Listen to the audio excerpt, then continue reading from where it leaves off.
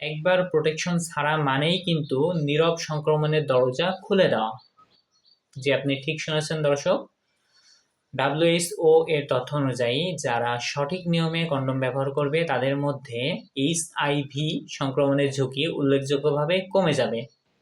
এবং সেই সাথে দেখা যায় যে এটি যেহেতু একটি ব্যারিয়ার মেথড, অর্থাৎ আপনার শরীরের ভিতরে বাইরে থেকে ব্যাকটেরিয়া এবং ভাইরাসের সংক্রমণ অনেকটাই কমে যাবে, অর্থাৎ সংক্রমণের চেইনকে ভেঙে দেওয়া সম্ভব হবে।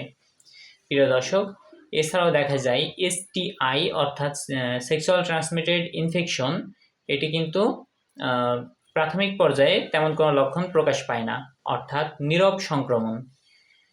এই জন্য দেখা যায় যে এটি নীরবে অনেকের ভিতরে হয়ে যায়। এজন্য প্রত্যেকের সচেতন থাকা উচিত। মনে রাখবেন, নিরাপদ যৌন মিলন অর্থই হচ্ছে সঠিক সিদ্ধান্ত। ভিডিওটি ভালো লেগে থাকলে অবশ্যই এটি লাইক করবেন, ভিডিওটি আপনার পরিবার ও বন্ধুদের মাঝে শেয়ার করে দিন। আমার সাথে অবশ্যই সংযুক্ত থাকবেন। এতক্ষণ আমি আপনাদের সাথে ছিলাম মোহাম্মদ ইকরামুল ইসলাম।